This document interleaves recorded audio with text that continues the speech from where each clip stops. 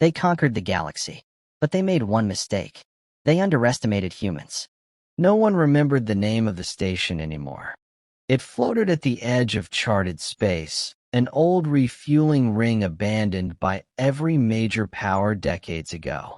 Its hull was patched with mismatched metal plates. Its lights flickered.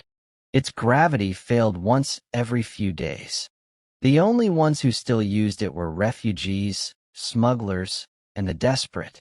That was where the human transport Horizon's wake limped in on failing thrusters, bleeding atmosphere, and hope in equal measure. The ship carried 12,000 people. Families, engineers, children who had never seen Earth. Their jump drive had shattered during a misaligned exit. Long-range comms were fried. Life support was running on emergency reserves. They had 18 hours. Not enough time for rescue. Commander Eli Warren stood on the bridge staring at the silent stars. He had already done the math. Even if someone received their automated beacon, no military or trade fleet patrolled this region. The crew waited for orders he did not have. Then the station answered. A weak signal, barely regulated, alien-coded, unidentified human vessel. The message crackled. This is Kepri Station. You are entering restricted space. State your condition. Warren closed his eyes in relief. Distress, he replied. Catastrophic failure. We are carrying civilians. We cannot survive without assistance. The response took longer this time. When it came, the voice was calm, insect soft, translated with a delay. You may dock, it said. We have limited resources. We will share them. Kepri Station belonged to the Virile. No one powerful. No empire. No fleet. A thin, jointed species known mostly as scavengers and maintenance workers. They survived by repairing what others abandoned. They were tolerated, ignored, and often pushed aside. The humans docked. Virile engineers swarmed the Horizon's wake, sealing breaches, rerouting oxygen, stabilizing gravity.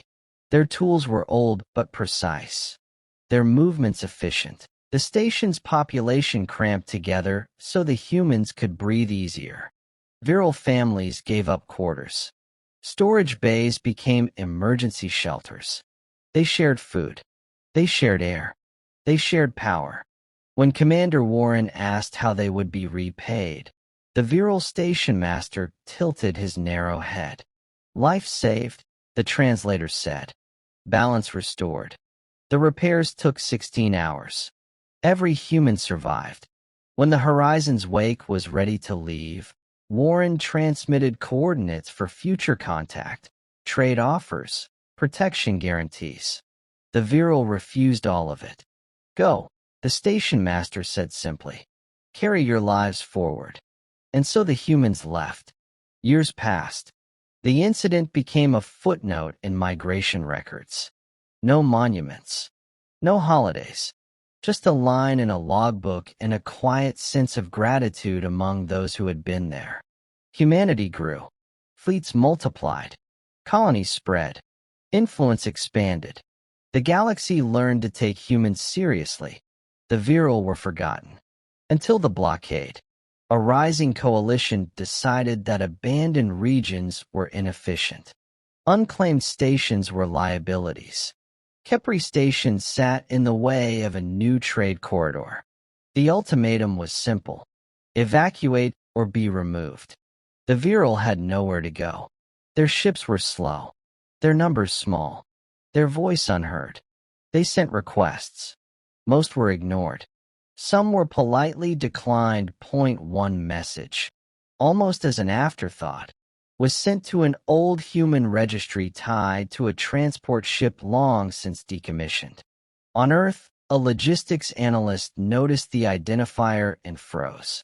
She pulled archived data, cross-referenced crew manifests, found survivor accounts.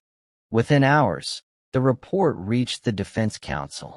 Commander Eli Warren, long retired, was brought in as an advisor. His hair was gray now. His hands shook slightly.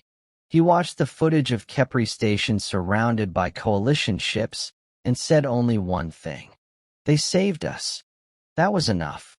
The human response was not loud. No speeches. No threats. Just movement. Trade fleets rerouted.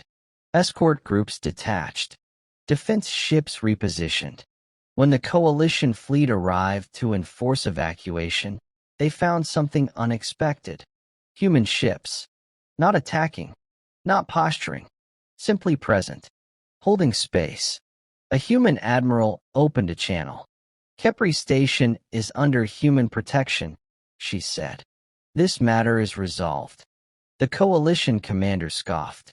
Over a broken station? He asked. The admiral's expression did not change. Over a promise, she replied. Behind her, more human vessels dropped in. Then more. Not a war fleet. A wall. Supply ships. Medical craft. Repair tenders. Human engineers began upgrading Kepri Station openly, efficiently, without asking permission. The coalition backed down. They did not understand why humans would commit resources without gain. They did not understand that the gain had already been received. On Kepri Station, the Virile watched in silence as their home was reinforced, expanded, protected. The old station master stood beside Commander Warren during the final inspection. You remembered, the translator said, uncertain. Warren nodded. We always do. The station master clicked softly, a sound of quiet wonder. Then, for the first time, the Virile accepted help. Not as charity, as balance. And in the years that followed, when humans passed through the region, they noticed something new on the charts. Kepri Station was no longer marked as abandoned. It was listed as stable, protected, and beneath it, in small text only humans seemed to notice, were 3 words. Debt acknowledged. Balance kept.